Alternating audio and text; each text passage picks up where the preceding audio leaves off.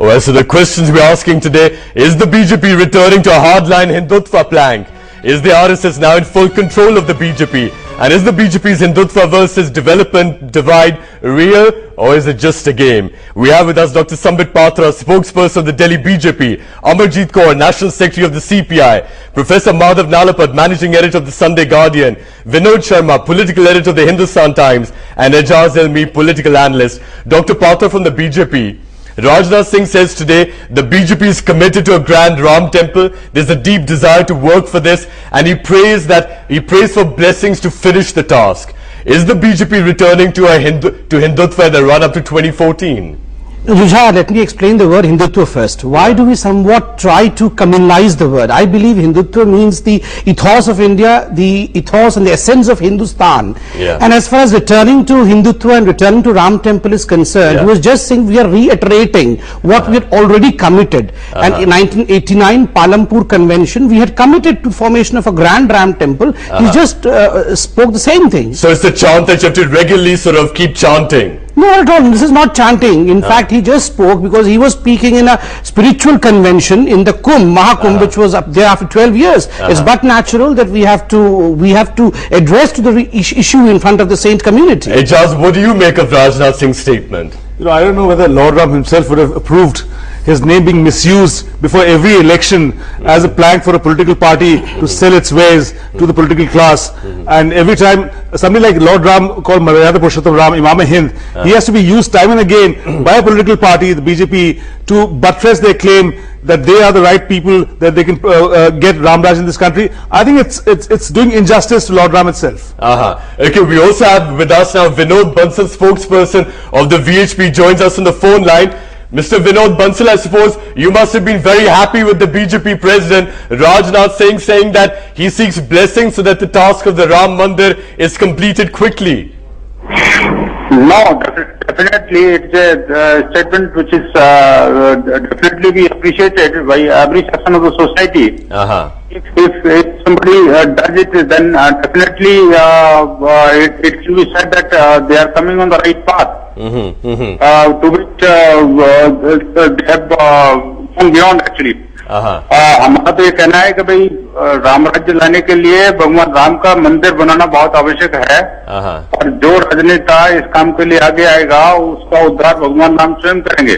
अच्छा विनोद जी, आप जरा लाइन में बने रहिए, आपके पास फिर से आएंगे. But Professor Nalapat, you know, Dr. Patra from the BJP was saying earlier that, well, he was in a spiritual place, so he had to say that it was normal. But the fact is, last week the RSS, the BJP and the VHP had a meeting. It's been reported that the RSS suggested a return to Hindutva. The BJP apparently agreed, although with some hesitations.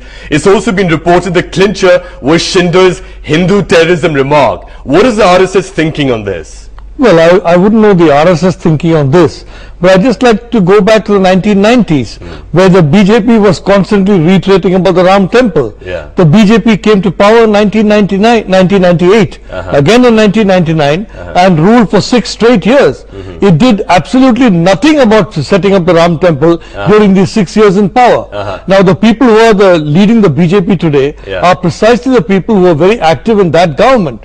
So, quite frankly, but this is precisely why I was telling Dr. Patra that it's just a mantra that you have to keep chanting. Not at all. A consensus is required for all this. We were in NDA, and naturally all the alliances have to be taken into confidence.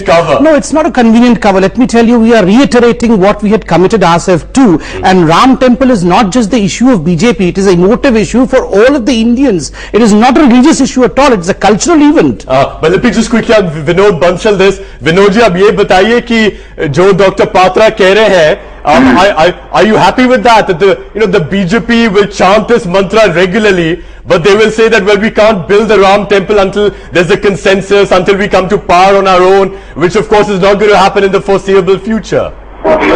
एक बात तो निश्चित है कि राम मंदिर निर्माण के लिए जिस प्रकार अगर एक राजनीतिक दल ने समर्थन किया है, तो निश्चित रूप से all political parties and the people of the country should welcome the decision they have taken, and for that the Sant Samaj and VHP will definitely started a massive awareness campaign throughout the country. Right.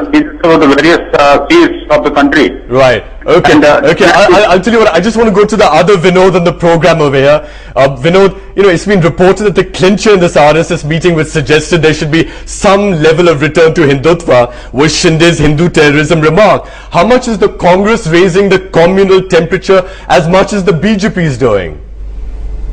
Well, you know, political parties are expedient by their very nature. And if they are doing things, they have to explain for that.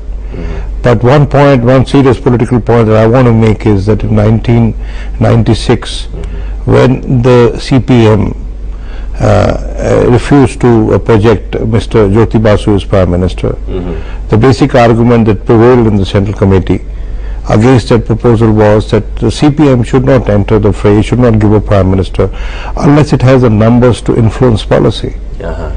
Now, I wonder whether the BJP after 2014, regardless of the hype in the media or wherever, will get those numbers to influence policy. So that's the serious political point one must understand. You're talking about the Hindutva policy now in this case. What we are seeing is a lip sympathy, a performer commitment to a cause that is unfulfilled for a long time, as Professor Nalpat pointed out. Right. And they want to stand on two stools. They want to, hunt with the hounds and run with the hare. Now, it all depends how successful they are. You see, Ram Temple, indeed, even, Mr. Modi in his speech, and I have many reservations about his speech, did not go, the whole hog to or support the agenda which these fringe elements are propagating. He only spoke development. These are only fringe elements. BJP aspires to be a mainline political party, and if it wants to govern this country, it will have to augment its constituency rather than restrict it to the core Hindutva base. Right. Okay. You see, the BSP did it before it got this clear majority in UP, and Mulayam Singh Yadav did it before he got the clear majority in UP. Right, okay. So these are good instructions for the BJP. If they follow it, good for them. If they don't follow it, best of luck. Okay, but let me also just go back to the other question that I'd asked. Let me put this perhaps to Amarjit Kaur, National Secretary of the CPI. Amarjit ji, it's been reported that in this meeting where the RSS said that there should be some form of return to Hindutva, the clincher, apparently the persuasive clincher, was Shinde's Hindu terrorism remark. My question, how much is the Congress raising the communal temperature as much as the BJP is also doing right now? Yes, there is responsibility lying with the Congress also, that they are trying to use some terms now and then, which brings back to the whole issue of polarization among different communities. But 2-3 things which are going on in this debate, I find contradiction in what BJP leader was telling over here. On the one hand side, that they were saying that all the people want a Ram temple to be built up. If all the people of India want it, then why this is an issue for election purposes for the BJP to communalize and polarize the voting pattern. Second thing, they are saying it is a cultural event. If it is a cultural event, why it should be election agenda? Right, okay. Third thing is, as is being told that we have to talk about development. I believe it's only a media hype which has been created around it. Because it seems to come up before elections. Because it seems to come up before elections regularly. It's still 15 months away. Let me complete. I don't intervene in anybody's just prior to elections, you pull the rabbit out and you misuse Lord Ram. You misuse the sentiments that people have of Lord Ram, and you try and use him as a political plank, as a political tool to invigorate the masses and say that the temple is not being built. Because Dr. Partha, you are saying elections are 15 months away, but the fact is 15 months ago you weren't talking about it. Now that the countdown has begun, as the Joseph, the rabbit is coming out of the hat. Jujhar, we have been talking about this issue right from the very beginning, right from 1980s. We have been talking about this issue. This issue is a very important issue, and we say that this is not just the issue of the party. This is an Indian issue, and we at least are not providing oxygen. We at least are not providing oxygen to Hafiz Saeed and like to our comments. You are putting it up as BJP issue. But Professor Nalapat, Rajnath saying Ram temple, Shinde saying Hindu terrorism. It actually hopes helps both parties to polarize voters at the cost of the smaller parties, doesn't it? Well, Jujhar, I must say that because both the parties are having same economic policies. Yeah, I know. I think there's. You see, they both are on the same plane as far as economic policies, price rise. Before you bring America, please let's not deviate from the topic. You bring America very soon. I just want to say that the Home Minister's comment was extremely unfortunate, and frankly, it is very unexpected from the Home Minister of India. But having said that, I'd like to say very clearly that as an analyst, I don't believe the Ram Mandir issue can be amicably settled until the entire population of India accepts the need for a Ram Mandir. As Ijaz was very correctly saying, Lord Ram belongs to everybody in India, of every community, of every religion. And any kind of polarization, any kind of differentiation between communities and community tension brings the day much further away when the Ram temple will be set up. So you need communal harmony to set up the Ram temple. But look, on the other hand, Vinod Sharma, look what's been happening the last few weeks. Ram temple, Hindu terrorism, fatwa against a rock band in Kashmir, Vishwarupam, Akbaruddin Owaisi making a hate speech. You know, there seems to be a rise in communal temperature. I'm wondering, is this well crafted, or is everybody just doing their own thing, you know, in the run up to 2014? No, India is one country, but unfortunately, below the surface, is divided into many constituencies, and each one is trying to cater to his constituency. If I may, with all respect, and I am a Hindu and I'm a Brahmin, and it's unfortunate that I have to reiterate that, but it's a fact that you know, Ram has been used as the oldest Hindutva brand in this country. You know, it is the oldest brand that we have known in this country. We are a religion with a history of 5,000 years. And the BJP is trying to use this brand. And if I may use the word, and I can use it because there is no provision for excommunication in Hinduism. This has been used as a Reebok shoe that you sell and sell and sell. I'm sorry, you know, please, but you know, please don't try to you know, you may use your adjectives later, but try and understand and don't mistake me for Ashish Nandi, because I know the point I'm trying to make. The point I'm trying to make as a proud Hindu is that my Lord shall not be used for anything beyond my personal worship. And if that is, if everybody does it, I as a Hindu have a right to get up and say you are wrong. So Vinod, similarly, so Vinod, you're making an assumption that when the BJP uses the Ram Mandir, it is purely for politics and not conviction. Exactly. And now listen to me carefully. And when Shinde says it's saffron terror, I have equal objection, because I don't think terror has any color. And terror is universal today in this country. I think Dr. Pata wants to respond to you. Go ahead. The only point I wanted to make is the comparison first and foremost was uncalled for, and second, I insist. I will continue to do it. You excommunicate me, can you? I would not draw the debate beyond that, but I just have made my point known. That's it. Let's swap it over here. The second issue is, see, why are we trying to be selective? Selective in the sense that Ram has become communal. He has been used. No, he can't be but please, he can be used. But Amarjit, give me a second. But at the same time, when we speak of Hindu terrorism, when we speak of saffron terror, we are quiet. Why? Why the selectiveness? Who's quiet? The media is quiet. We are quiet. No, the media is not quiet. Who's quiet? We should have aggressive debates. He should have been made to step down. Hold on, Dr. Pata. You know, when you say the media has been quiet, I mean, let me just put it on record. I've talked about it very openly over here.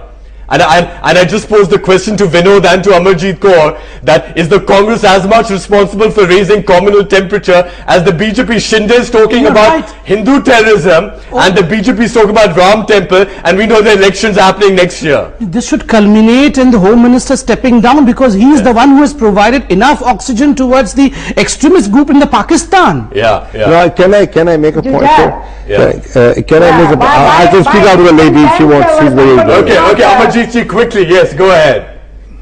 What I want to say is that communalism comes from, this language is used from Congress or from BJP. We condemn, it comes from any quarter. But we are very, very clear, both the parties at present are following same politics of marketization and liberalization, privatization. That's why they do not want these elections on the people's issues, because both are responsible. They are ruling in different states and they want voters to remain polarized. So it suits both of them. That is what I will say. But as far as Ram is concerned and Ram temple is concerned, Ram is nobody's property. Ram is a faith and belief of all the people. Why only in India? Right, even abroad. Okay. So why they are trying to assert Ram as to put in their pocket as quickly just them go to move forward. It is insult to Ram. I'm agreeing with Amarjit Kaur where she says Ram is nobody's property, but the fact is, why bring him again and again into the electoral arena to suit your political ends? He is much greater than all these things. And the BJP should apologize for using Ram again and again. Okay, but hold on. BJP must apologize for this. There could be a contrary, there could be a contrary view also, that if Lord Ram is not anybody's property, it's because he's everybody's property. Absolutely, yes. Therefore, it gives the BJP as much right to talk about him as anybody else. So the BJP that could be the other point of view. BJP says that the Lord Ram belongs to BJP. The fact that the BJP has never got more than 25% of the votes. That means 3/4 of this country has never accepted the BJP agenda ever. Neither 97, 96, 98, 99 when they got 182 seats. So BJP has never been the representative of the community also. Can I make a simple point? That's it. Jujhar, I believe certain things have to be politicalized. It's not that Ram's name have to be politicalized, but building of a temple, it has to be debated in the parliament, and parliament is within the gamut of politics. So I believe this calls for an intense debate in the parliament, and so BJP's role is very important. The Supreme Court is seized of the matter. They've advised status quo. So let's the Supreme Court is saying status quo, so let's believe the Supreme Court and let's take the advice of the Supreme Court. Actually, I'm sorry to say this. Jujhar. 1 minute, Amarjit, 1 minute. Can I make a very subtle point? And I think that politics at times should be about subtleties rather than belligerent exchange. Frankly, I request my friend. I'm a democratic liberal, sir. I'm willing to accept your point of view up to a point. But don't turn my religion into a cantonment. It's not a cantonment. It's an open house. Ideas enter into Hinduism from all sides. Hinduism is one of the finest religions in this world. What are we doing about it? Is Hinduism all about giving a home to our God, alleged God? Because if I am using the word alleged God for the simple reason that Lord Rama is not history, he's mythology, he's my belief. Let it be within mine. Let it not get into public domain. Let us not fight over Ram. Let Ram be a united force. But hold on, Vinod, hold on. I mean, how'd you say that Lord Ram is mythology and not history? How'd you know he wasn't history? Is he history? How'd you know he wasn't? No, how do you know he's history? But how do you know he wasn't? He's not recorded history by any stretch of imagination. I'll tell you. He's part of an epic. And I love that epic. I respect that epic. But there's lots of epics to do with a lot of religions that you could question. Not like we are getting into a serious debate, which even the Supreme Court has not dared to resolve. I'll tell you why I'm saying that. Because I do also understand that what you're saying could be offensive to some people. I'm not. I'm a Hindu myself. Please, for God's sake. That's what I said. It could be offensive to some people. No, my Hinduism. It could be offensive to some my people. Hinduism cannot. That's why I said, don't turn my religion into a cantonment, because it has scope for all interpretations and points of view. And Ramanujan's essay, if you ban in this country, you're going to have a unidimensional debate. That's my point. Okay, anyway, just moving forward in the political debate in the last 5 minutes, a couple of interesting conflicts in the BJP Sangh. Want to quickly talk about that. Professor Nalapat, first of all, Rajnath Singh talks about a Ram temple today. On the same day, Narendra Modi at literally the same time is talking only development in a talk to a Delhi college today. Is the BJP confused, or is this again a well-crafted strategy, as Vinod was saying earlier, sit on two stools? Well, actually, Jujhar, I know there is somehow in India, there's a kind of a fear within political parties to have multiple views expressed. There's a perception that parties should have only a single view and no other view, a monochromatic view. I mean, the Chinese Communist Party, for example, is that kind of party. You have other parts of the world like Cuba where that's a party. But a democratic party should express different views, and different leaders should express different views, compete. In the UK, for example, some Tory leaders are pro-Europe, some are anti-Europe. So I but in the case of what's happening in the BJP in the Sangh, do you think that, one is saying Ram Temple at the same time the other is saying development? I think... Is this a strategy or are they confused? I would say the strong point of Narendra Modi is development. The strong point of him is the fact that he is saying that, look, if I am in charge of the country, I will develop India the way I've developed Gujarat. Okay. So he's sticking to his strong point. Rajnath Singh's strong point is definitely not development. So he has to go something else. I believe it is neither strategy nor confusion. It is just the place where they were in. He was in both a spiritual... bad, huh? No, they were in the right places. They were speaking the right thing. In the Kumbh, he was supposed to speak of Ram. He was supposed to speak of spirituality. And in Delhi University, in SRCC, Narendra Modi was supposed to speak for what he's best known. Development. And so, because I just want to quickly move forward because there are 2 minutes left. 1 minute, Ijaz, a second interesting conflict. Ashok Singh of the VHP bats for Modi, but he also bats for Ram Mandir.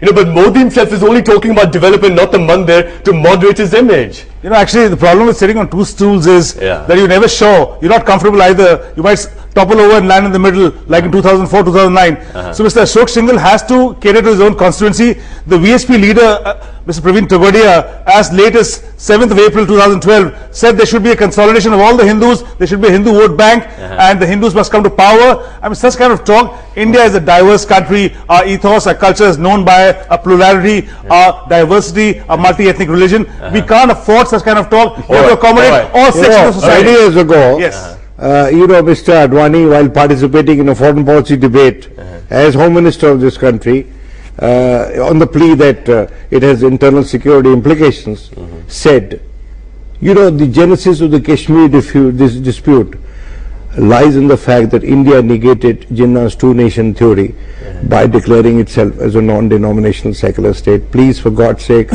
don't weaken your claim on your own territory. That is Kashmir, and which is again a central issue with the BJP by raising these issues which are inane. And all these guys who are talking about Ram Temple, who are talking about common civil code, who are talking about 370, they are actually querying the pitch for Mr. Narendra Modi, who is at pains for a personality transplant, which is a scientific impossibility. Perhaps a political possibility. And let me put that to Professor Nalapat quickly, because here's the third interesting conflict. 1 minute, Amarjitli. Ashok Singh of the VHP batting for Modi, but Praveen Togadia has not.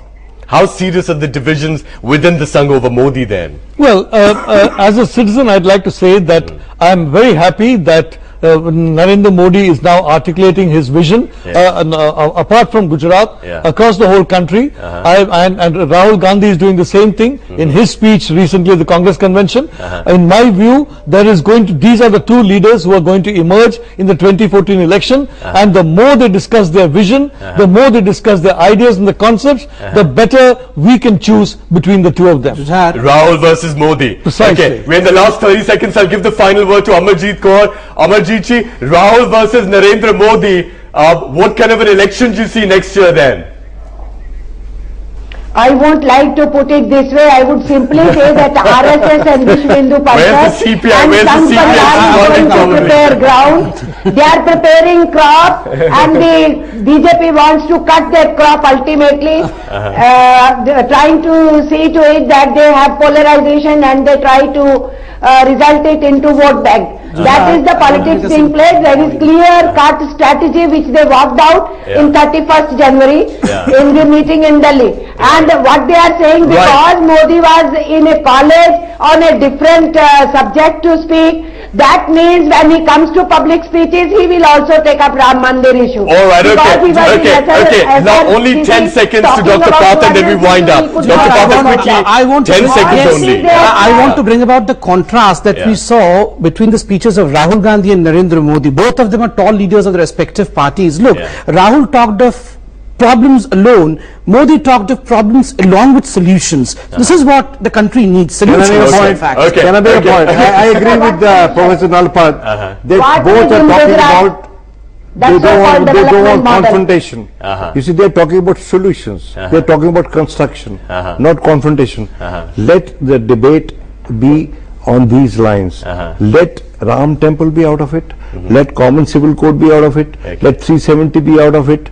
Let all contentious issues be out of it. Right. Because India today requires a healing touch. All right. Okay, I'll tell you what, we'll end on that note, on that nice note, Vinod, because, you know, the general election is still 15 months away, but the fact that we're already talking and getting riveted by the prospect of it, well, obviously the next 15 months are going to be very, very exciting. Thank you very much to all our guests for joining us. Thank you for watching as well. Good night.